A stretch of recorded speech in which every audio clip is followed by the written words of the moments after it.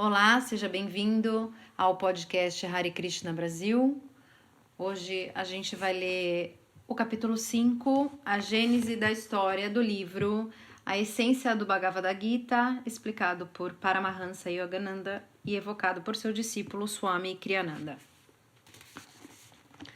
A figura principal do Mahabharata e, portanto, do Bhagavad Gita é o Senhor Krishna, cuja existência real está imersa em lendas. Que ele foi uma pessoa real na história não resta dúvida. Os fatos básicos de sua biografia são conhecidos. As lendas, no entanto, os dias de infância entre os gopis e gopals, meninos e meninas pastores, de Vrindavan, por exemplo, devem ser interpretadas como alegorias. Há também, por exemplo, a história de como sua mãe adotiva, Yasoda, tentou amarrá-lo ainda criancinha para impedi-lo de fazer traquinagens. Ele gostava de roubar queijo fresco da cozinha. Arranjou uma faixa que, ao seu ver, era comprido bastante para a tarefa, mas inexplicavelmente revelou-se curta demais. Ela trouxe outra faixa e emendou-a à primeira. E também essa extensão não bastou. Vários outros pedaços foram acrescentados. Não importava o comprimento atingido. A faixa nunca era suficiente. Por fim, Yasoda compreendeu seu equívoco. O infinito não pode ser contido por nada. Como esperar que a mente humana abarque a vastidão divina? Então Yasoda, humildemente, pediu a Bala, a criança Krishna: Senhor, por obséquio, permite que te amarre, a fim de poder completar os meus afazeres? Com todo o gosto, vendo-se assim tão respeitosamente instada, a criança divina permitiu que ela agisse conforme seu desejo. Essa história é alegórica, sem dúvida nenhuma. Mesmo que tenha acontecido alegórica, ainda seria no sentido de conter um significado profundo. Quando os relatos da infância de Krishna são postos em sequência, fica claro que se destinam a instruir os devotos, não a registrar acontecimentos reais.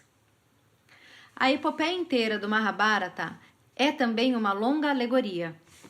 Para as finalidades aqui propostas, seria contraproducente condensar essa comprida e complicada história que descreve o mergulho no espírito do ego e a ilusão da separação, de Deus, dos outros egos, de tudo. Além da luta para ascender de novo à unidade com o espírito. Bastará, pois, um breve resumo.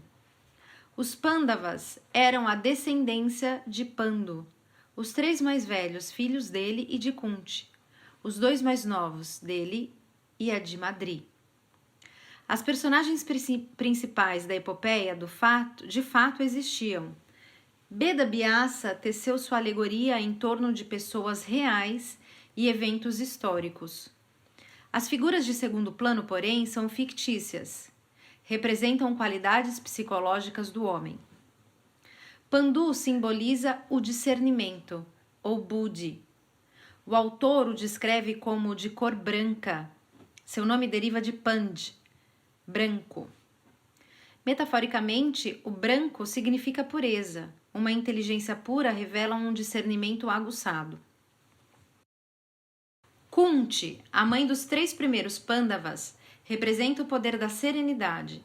Seus filhos, nascidos de Pandu, são Yudhishthira, divina calma, Bhima, domínio da força vital, prana, e Arjuna, autocontrole.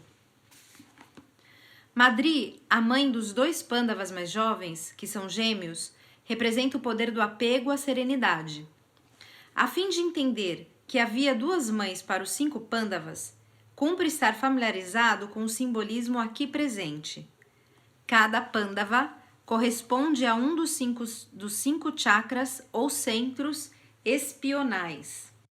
O yoga explica pormenorizadamente em God Talks with Arjuna que o caminho do despertar divino é, conforme dissemos, a espinha.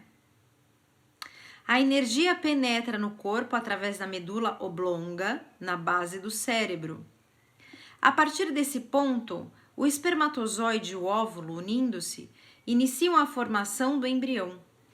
A energia Já então solidificada em matéria, transita pelos nervos depois de criá-los até o cérebro, desce pela espinha e projeta-se para fora a fim de moldar o corpo. Quando por ocasião da morte a consciência se retira do corpo, a energia primeiro recua das extremidades para a espinha, sobe por ela e sai pela medula oblonga, deixando o corpo.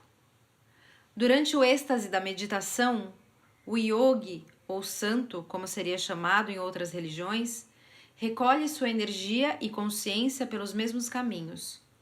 A meditação profunda é um processo de morrer conscientemente, com a possibilidade, no entanto, de voltar ao corpo depois, para reassumir suas atividades normais.